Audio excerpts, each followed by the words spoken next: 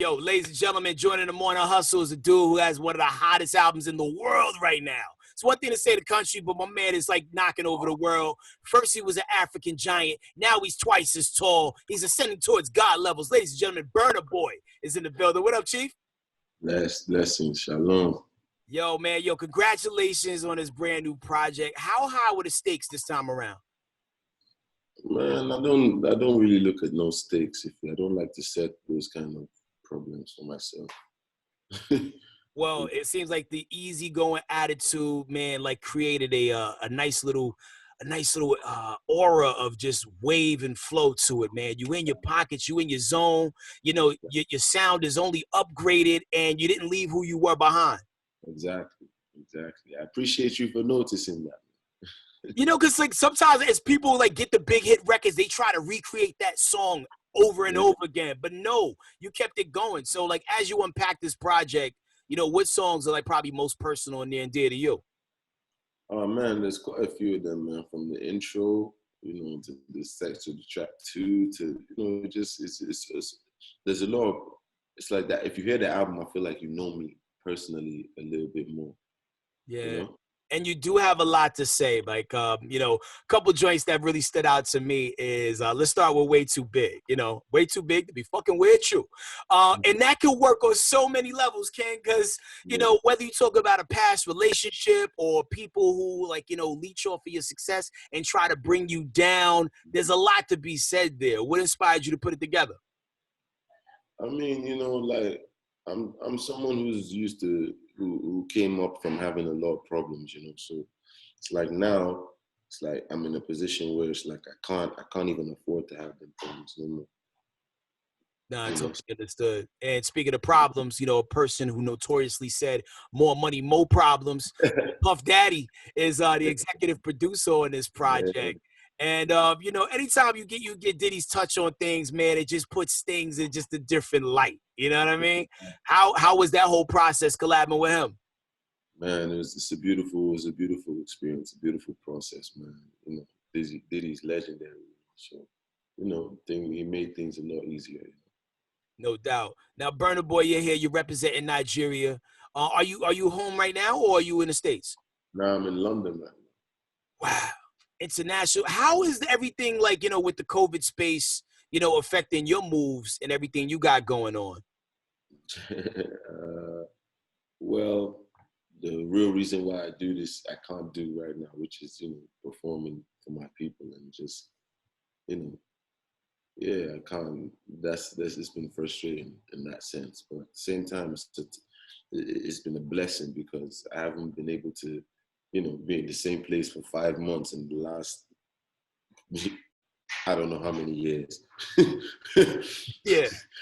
So I mean, this is a time where it's like I had it to myself to reflect, to, train mind, body, so, just kind of study more and, so I just kind of, took a blessing, made it as a blessing and took it that way, because if it wasn't for this time, then probably the album wouldn't sound the way it sounds, and probably Diddy wouldn't be on it. Probably, it probably wouldn't come out the way it came out right now.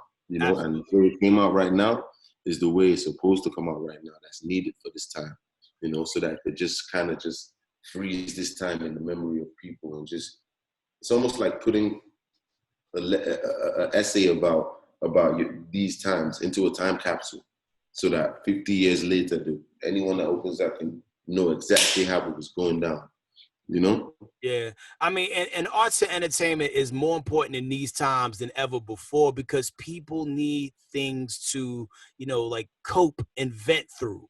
And, and through your project, man, like, you give us so many like different layers and waves, man. If, you want to kick it to your lady, you got stuff there. If you want to talk about, the problems of the world, man, Monster You Made, feature Chris Martin from Coldplay. Yeah. But yo, even the pocket in which he was rhyming in on that joint, man, like, yo, I need to see you in the BT Cypher. I'm just saying. I'm with that. Oh, man, somebody need to pick up the phone and call. I think it goes live in October, man. Put Burna Boy on there, man. Like, I like the way he's trying to be. Yo, so what are the biggest issues that you have to deal with personally that, that you feel like you addressed on that song? I mean, one of the biggest issues personally that I had to address on that song that was most likely has to be the deliberate miseducation of our people and the deliberate fraud in the educational system, Mm-hmm. you know, that is deliberate to mislead our people and our children and us from the truth and the facts and the real history that we have. Because that's where our strength comes from. That's where knowledge is power. Facts. And at the end of the day, what is knowledge? Knowledge is knowing, just knowing. You know, and that's one thing we can't say as Black people that we know, because most of us don't know. 90% of us don't know and don't even care to know. You know, so how can we be strong? How can we take our rightful place? You know, Yeah. so yeah, so I feel like that's something I kind of address. You know, I definitely feel like in America, we spend a lot of time learning about other people's history and we never learn that much about our it's own. not just in America; it's everywhere that Okay. you find Black people. Anywhere we find ourselves. I'm from Nigeria. I grew up in Nigeria. I still live in Nigeria. Yeah, and in the history, whatever history I learned, none of it was mine. So what are the foundations of what they try to instill in y'all far as like your historical sense? Because I've always wondered what the perception, was in the rest of the world or how that experience was. So let's just say like, when you're going through kindergarten through, I mean, I don't know how they grade, what the school levels are over there, but what do they teach you about where y'all come from? Because all we're told over here is, yeah, Black people come from Africa, the end. But you're being in Africa and from Africa, what do they tell you? It's not too different from you, to be honest. You know, because they'll start teaching us from when white people came. You know, and what they teach us is nothing to do. It's not the truth. Right. Because they'll tell you, like for example, what I said in the monsters you made. I said, fuck Mungo Park. Mungo Park is the person who they told me while I was in school that he found River Niger. How do you find a river, yeah, that people have Already lived upon inhabited. and inhabited for thousands of years? How do you, white man, come and find it? And then you're going to teach me that. That's what I write down in exams so I can pass. That means that's what I believe. Do you understand? It's very systematic. They program you to believe in the greatness of others when we were already great before y'all got here. Thank you. You know, so that's really my thing, man. It's dope that you're able to educate people through music because music could be weaponized in so many ways, but when it's properly weaponized to teach love, education, wisdom, and understanding, that's when it's truly the powerful tool in which the music can stand on its own for years after it's released, man. So that's super duper great, man. And the thing is, like, yeah, on Monsters You Made, Monsters You Made, I mean, the fact is, they did create these monsters, Exactly. through systematic racism, continuous oppression. And I don't know, like, what the American narrative is over there. Like, how is America viewed from Nigeria? Because like right now we're dealing with police brutality at savage levels, which never went away. It's just now it's being recorded better. Are we viewed as a dangerous place? I mean, America is so. If America opens the border today to say it's open to Nigerians, or any Nigerians can come in for 24 hours, Nigeria will be empty. Really? Okay, so the American dream is still being sold actively around the world. Like this is the place to be. It's active. Mm. Now, But on the flip side, though, Burna Boy, it seems like, you have to do a hard sell to get people to understand and recognize the greatness of Africa. So to that, what do you say? Because as a person who's from there, who's lived there, what are the selling points? Tell people how beautiful it is. the truth, man. As far as I know, it's the Right. truth. Just the truth. Tell them, look, this is the beginning of Earth. This is the most beautiful place on Earth. But it's also the most victimized, and it's also the most corrupt now. you know, because there's not one African leader who truly gives a shit about anything but his pockets, you So know?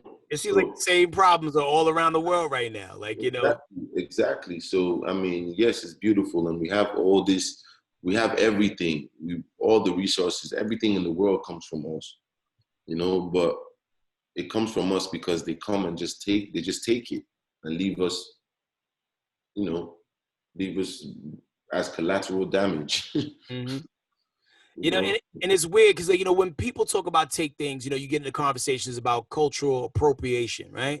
And Mm. sometimes I feel like there's a fine line between celebrating somebody's culture and completely just running off with it. Like, we had a really popular story that broke a couple days ago in America where there was a lady by the name of Jessica Crumb, and her whole career she fronted like she was black to sell books where she was actually just a white person the whole time. And then she realized that, like, I wasn't even a culture vulture. I was an actual leech within the culture. Now you see situations where people may throw in the Nigerian flag, or, maybe even do the type of music you do because it's hot, but they're not really in tune with the culture. So what do you say to that?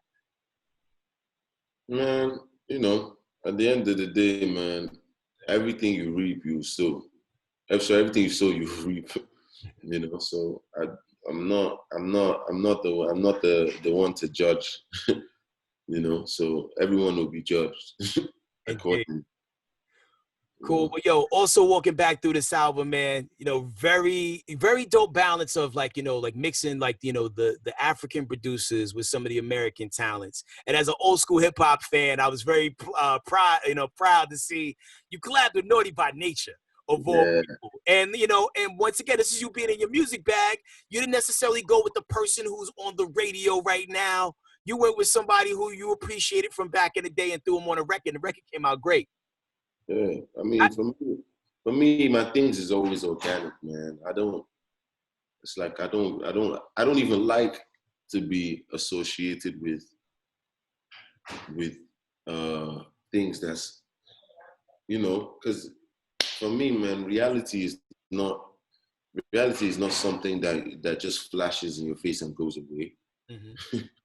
You understand? It's constant, you know. And for me, what's constant for me is my heart, you know. So that's what I just go with, and my spirit, you know. So my, that's why you see me wanting to collaborate with people like Naughty by Nature, who their song is the first song I ever learned how to sing in my life as a Really? kid. And like Which one out of their catalog? hip hop parade. Yo, for real, for real. Yo, can you give us just a little bit? First couple bars. Nah, man, nah. You have to pay me for that one there still. Ah, man. And that's part of my documentary story. I'm not gonna give that to you. Oh, man, see, man, I thought we had a bond, brother. But nah, but that's so dope, man. Because, like, Naughty by Nature is so savagely underrated. Tretch has forever been one of those dudes and one of the best live performers in the biz. Like, I was talking to actually, one of your record reps, Candace. She was telling me that, like, yo, when Burna Boy tours, she gets the most requests for for tickets to go see you when you breeze through town, which got me excited about when the doors finally open back up. We can go back outside and play again, so I can see what that live show is about, man. So the first time that you had, like, just a show that went extremely well, where were you, and what song was it that hit? Take us there.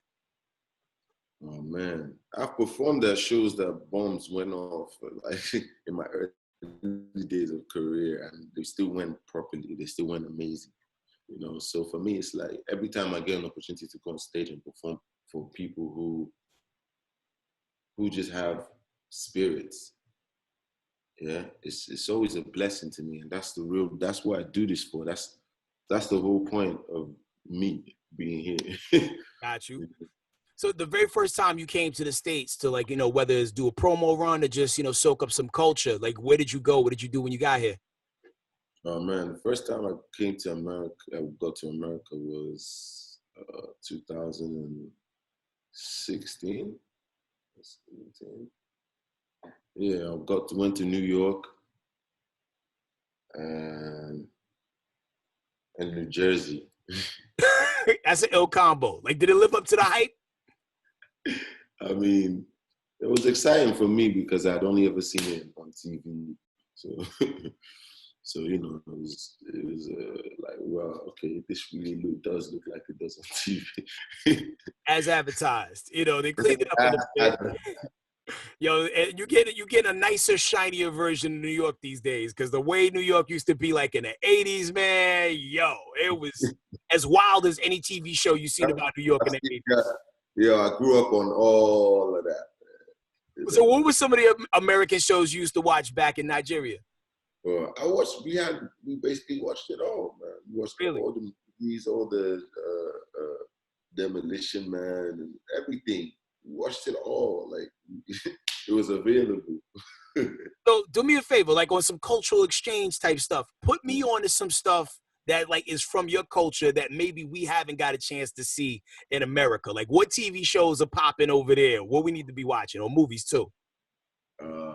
Like Nigerian movies. Yes. Oh boy, I haven't really been in tune with Nigerian movies. The last one I watched was, I think, The Return of Abulo. It was called what? It's called The Return of Abulo. The Return of Abulo. Yeah.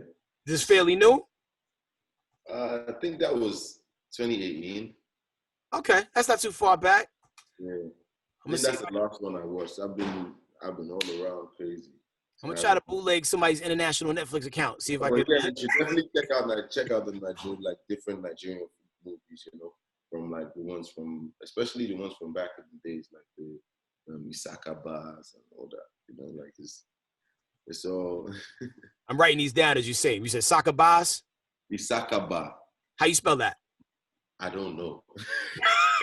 I'm gonna Google it wrong a couple times, and eventually I'm gonna land on the right one. Yeah, you find it somehow. You know, there's all types of. It's like, man, Nigerian movies are funny. Man. No, I be seeing some of the parodies sometimes where they, like the effects be like crazy over the top. Have to check. Oh, you definitely have to check Akia Popo.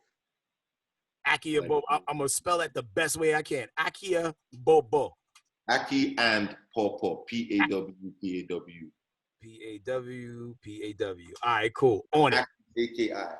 A-K-I. Okay, cool. I got it written down. I got my homework cut out for me. Yo, Burna Boy, I am so happy for you and what you've managed to create for the people. You know, not necessarily under the most ideal of circumstances, but, you know, the time that you spent alone and, like, not moving around, you crafted another diamond, my brother, that's going to carry you, shoot, another 2 years or so. I think we're going to be good for a minute. Then you had that time to tour once everybody get to go outside. Like, what city are you looking forward to rocking first when you could really go back to shows again? Man, to be honest, is Paris. Definitely Paris. Word. And the crazy thing is, like, you know, people have no idea just like how much people love, you know, just black music all around the world like that, man. So to see countries like that give it up, you know, and just like, you know, us telling our stories of pain and, you know, it being received so well is an amazing thing.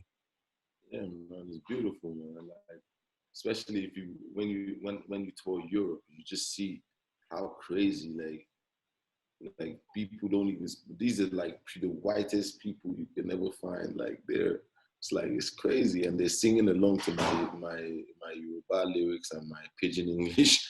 Yo, here's the crazy thing, because like I was trying to like, you know, like look up some of the lyrics, right, just so I could like make sure I was like, you know, like hearing what I was hearing, and you know, it's an ill mixture of, and I guess you explained it, pidgin English, because some of it is in perfect English, but there's a lot of African slang in there that the whole world ain't up on. So just to connect the dots, give us like 3 slang words that maybe you use that the whole world maybe ain't up on, just so we can connect to the content a little tighter. Okay, number 1 has to be within the soul. Within the soul? Within the soul. Okay, and what does that mean? That means what's up, like, you know, what's good, what's happening. Okay. You know, within the play, you know, within the soul. All right, what's another one? And then another one is, what is that? I say get why. I always say get why. I say that a lot. Get why. Well, now, what does that mean? Get why. Like if I say something like, man, I have to find my way to Nigeria right now, man. Get why. Okay, and we Just, that anyway. you get my get what it means. Like there's a reason. Like there's a reason. Respect, cool. Well, yo, I think we're quite on our way, man. You like our Rosetta Stone for for Nigeria. I'm at the like tap you for some more later on. But yo, God bless you. Continue success. Yo, we want to pop off one of your records real quick, man. Everybody saying Monsters We Made is the one right now, man. So guys, set it up for the people, brother. Yeah, man. So yeah, this is Monsters You Made featuring Chris Martin from Coldplay, and this is a song about me and my people, and and you are definitely one of my people because you look just like me. Cool. Well, we about to get wide. Get up out of here, man. Yo, continue success. The album is called Twice as Tall. It's available right now. You can stream it, but we want you to buy it. Support this brother in his endeavors, man, and just keep this good music going, man. Thank you for feeding our souls, brother. We are the morning hustle.